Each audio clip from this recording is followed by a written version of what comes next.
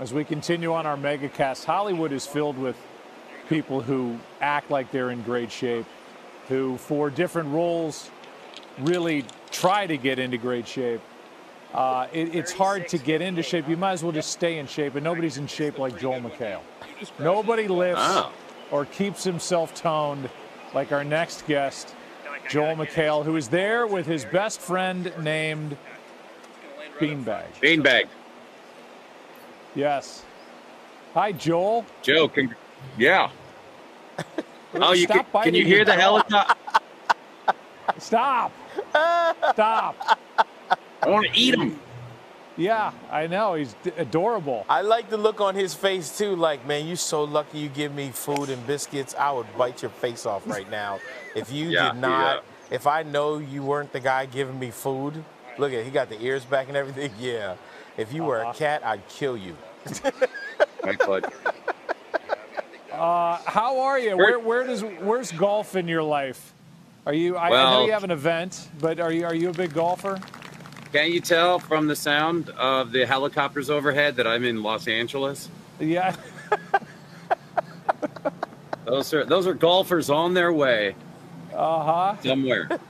I used to play tons and tons of golf, and then I had kids, and then I decided to become a full workaholic, obsessive compulsive. Well, yeah, that kids will tend to slow down time out on the golf course. Did you hit balls, or did you play golf on the Rich Eisen show? Is that there was a set of clubs? Yeah, there was a set of clubs in there, and I just teed up a ball, and I don't know what got into me. I swung pretty hard, and I really could have hurt someone, and I feel terrible. But you know, because it didn't hurt anyone, it was a hilarious hijinks on the fill-in host was pulling for Rich. So I thought there would be a lawsuit coming, but I hit it pretty hard, and I'm sure, wow, that was a good hit, that they think that I'm quite the jerk over there. But Rich is the nicest man next to you guys. So, well, yeah, there's no doubt about that. Here it is. Here is that moment. I'm told we have it. Oh no, he's going rogue right now. Careful though. See, no, do not. Oh my God, that legitimately almost brained the host. Was that a putt? It looked like a putter. Was that? I think it was like a 9-iron that I was just trying to, kick it up onto the green with, just roll it up there. Okay. And boy, that didn't work. But hey, Joe, congrats on the money. I can't imagine what they paid you to move over to Monday Night Football. I can't either. I mean, I can't either. You know what he said? He was like, I got a co-host to make it with who? Throw another 0 on there, bro. I'm not. Yeah. In that situation, Joe, did they just bring a printing press for you to just rattle off whatever you need? Let me know what you need. Yeah, well, Seacrest had that press for a while, and I think they had to take it away from him. Yeah, well, I mean, whoever last uses it, signs it and passes it off to the next person. Which will be you with all these cooking shows that you're doing. Yeah, man. How many shows you gonna host? All of them? Well, I'm hosting 2, and then I'm acting in 1. So much like someone who broadcasts sports every other day of the week, I just don't say. I think you have the same affliction I have, where I just don't say no to anything, and it really works out great for work, and really great for the family. Yeah, they love that. Where's Daddy? Right. Yeah. Don't worry. Look at this. I never get. My wife is always like. She was like. Whenever I get in bed with her at the same time, she will turn over to me and go, "Are you sick?" And I was like, "Well, for different reasons about what I'm thinking about right now, yes." You're right, yeah. But I never, because I'm always working, I never get in the same. I never go to sleep at the same time. I can't even talk. That's how much I've been working. Yeah. So anyway, I do 2 shows. One's a baking show, and one's like a competition cooking show. They're both competitions. But are you a fan? Are you a fan of cooking?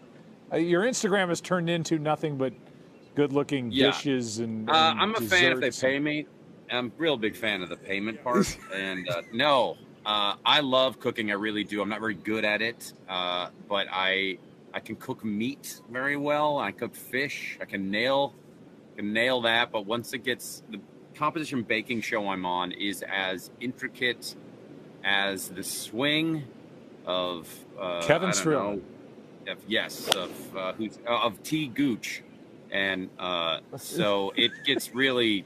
It's like launching a rocket is like a good baked good, because everything has to happen at once and nothing can be screwed up. I know that was a very long analogy, and I've already become tired and bored by my own talking. But so please forgive.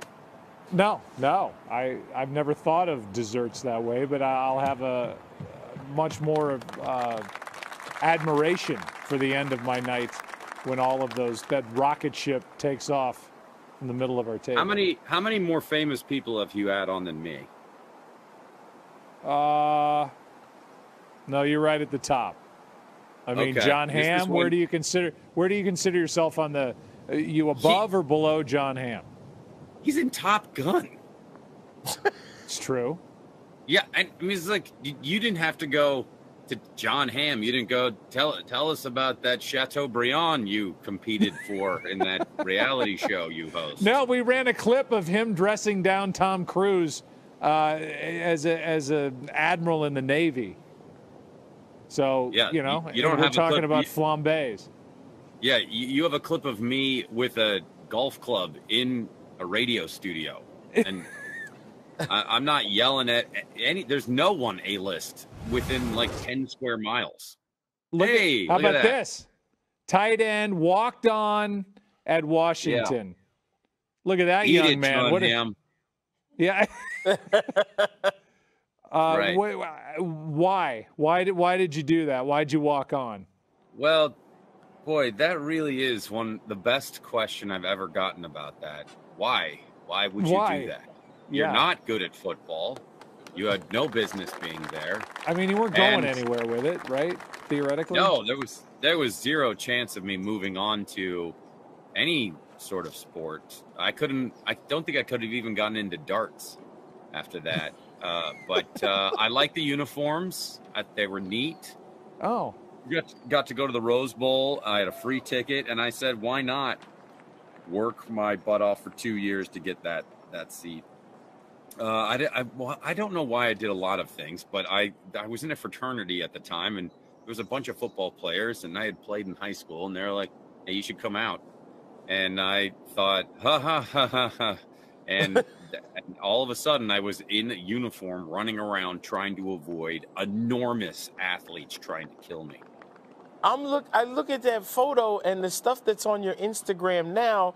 You might be in better shape now than you were before. What's up with all these workout videos on Instagram? And like, look at this right here. Oh yeah, that's climbing that is a way too high risk for the reward exercise, because that's a compound fracture of the femur if you screw it up. Oh. Yeah, there I am again. And then you cut back to a millionaire golfer. Yeah, no, I work out every day, and that's my goal, because I'm going through a midlife crisis, and if I don't work out, then I feel like I'm losing. As you know, I just bought a gigantic gerbil wheel, so I can just run on that and shriek. And scare me there just for a minute. Just for a minute, you made me real nervous there. I didn't know there was a market for gigantic. Just for a minute, you gerbil. made me real nervous there. Thank goodness you threw wheel in at the end. Woo. Just saying. A gigantic gerbil. Beanbag, I'm coming to save you, man. Yeah, this show took a turn. Did I dream this, or did you interview the cat? Look at that from Jordan. Oh, that was bad. Did I dream this, or did you interview the cast from the Tiger King or the Joe Exotic guy? I did. It was not only, it did happen, but it was also a dream. Yeah, it was haunting. How was that? Yep. Well, we interviewed those people for 2 full days. I mean, so what you saw was the kind of 1 minute to 5 minute boiled down versions of, because I talked and talked and talked, shocker. And it was fascinating, and to hear some of them be very open, and then others be like the one kid who had no teeth deny that he got his teeth fixed. That was weird. And but it was fascinating, and I can tell you at that moment, because after it was released on Netflix, my friends told me, they're like, "Hey, you're trending worldwide on Twitter," and I was like, "Dang." After 12 years of the Soup and 6 years of Community, that never happened. Right. And I mean, it was all negative, and people hated me for asking, you know, like, hey, is Joe Exotic a lunatic, narcissist, criminal? And apparently they were upset that I would say something like that. Which, how dare you? Yeah, how dare I call him the thing he exactly is? Right, yeah. Are you okay now that Russell Wilson is no longer with the Seattle Seahawks? And are you aware that I will be in Seattle with Monday Night Football for Russell Wilson Week 1 and the Denver Broncos coming to the Seattle Seahawks? I just want to say that Joe Buck promotion of himself within a question for a guest is why he is making that Monday Night Football money. That is why. It happened so quick. It was so smooth. You didn't even know. I was just like, I don't even know what happened. And you blew by me, and you just keep going. Hit the three, bam.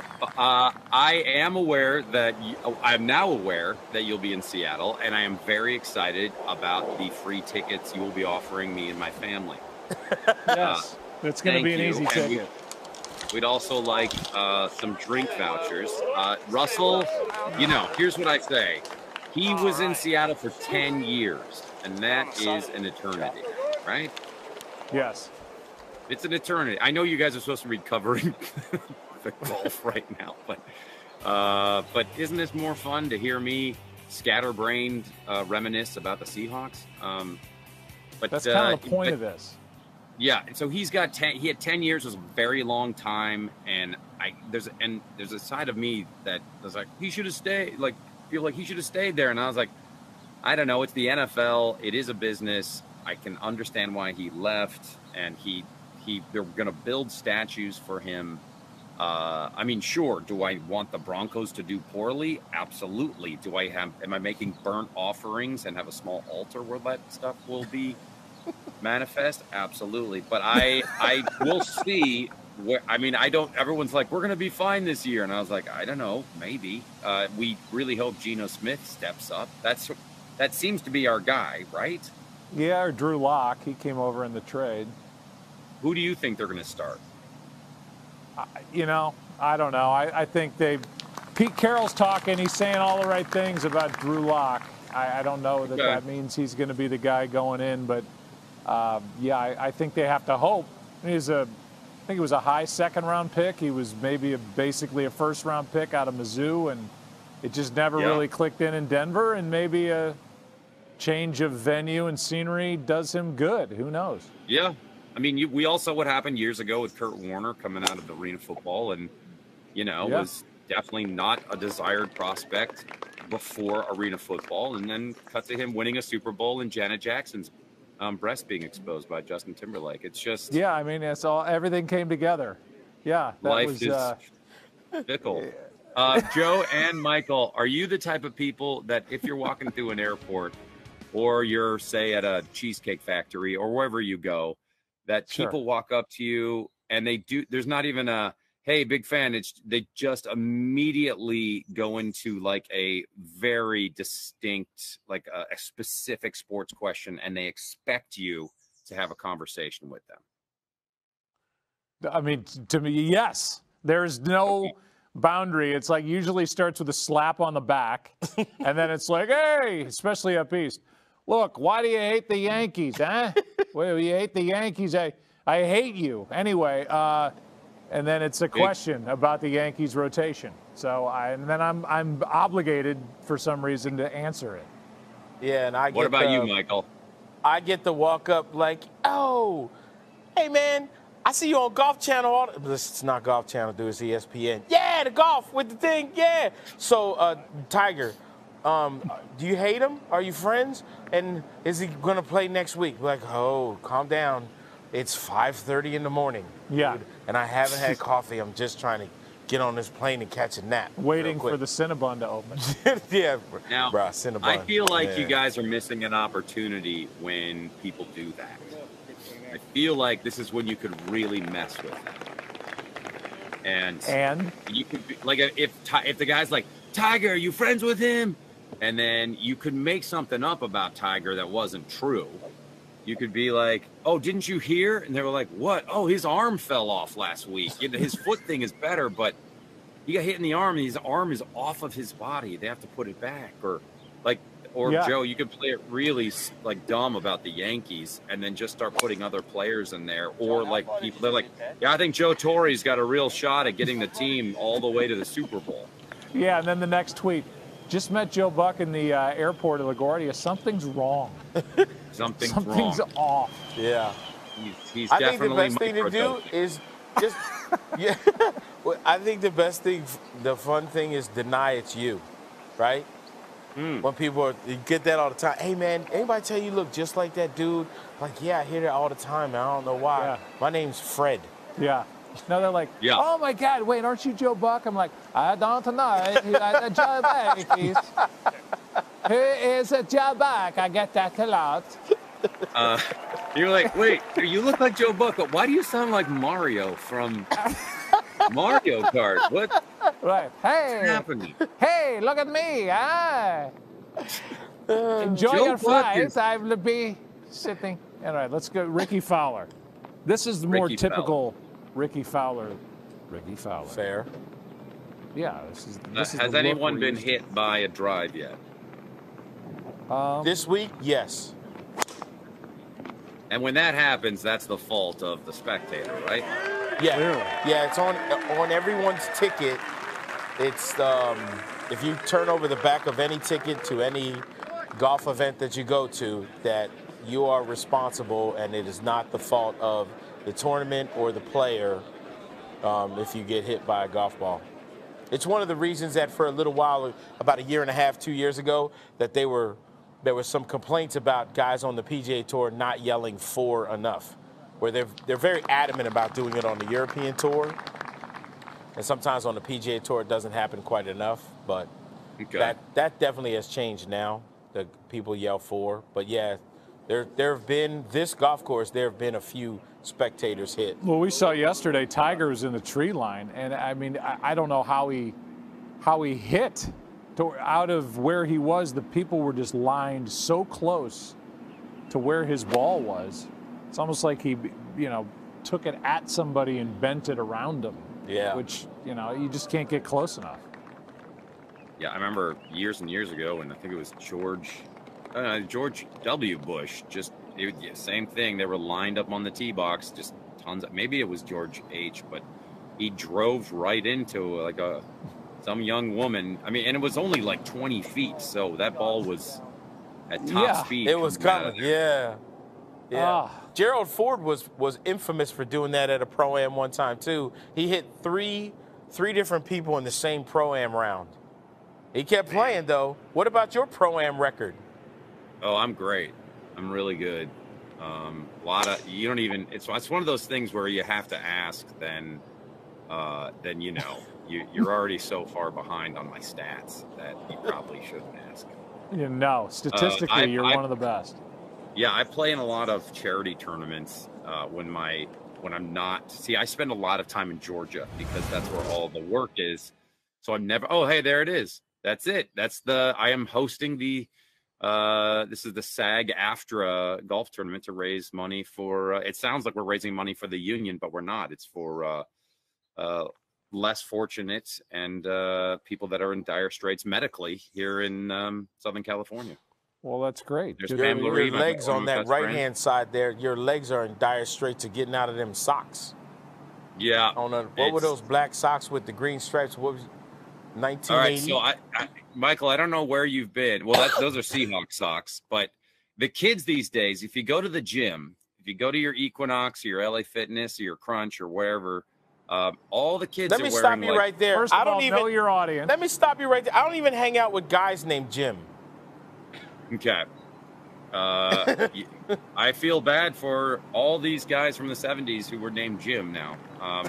Do you tell me if Jim Carrey wanted to come on the show, you would just mute yourself? We said no. Nah, he too skinny. Nope, he ain't coming on. He's too skinny? Well, yeah, Jim, skinny. Hello. I didn't realize you were a thin cyst. It's terrible. How dare me? So, you'll find the kids, they're wearing white shoes with black socks or white socks with black shoes. It's all the rage.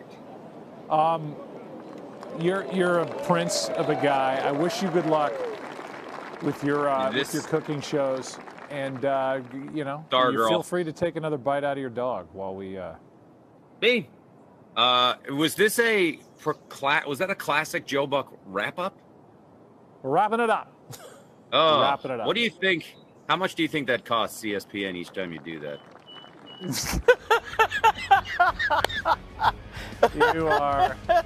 You are something, mister. You are something. I'm just so proud and jealous at the same time. I can't. It's both. I don't know how to feel about it. That's okay. That's fine. Just talk through it with your therapist. My therapist is 2 bottles of red wine, I'll have you know. Okay, good. You and me both. Really Thanks, Joel. Thanks, Joel. Thank you so much, Michael Collins and Joe Buck. Sean Payton coming up next. What a mensch. Really great guy. Bye. Sean, Shut up. Coach.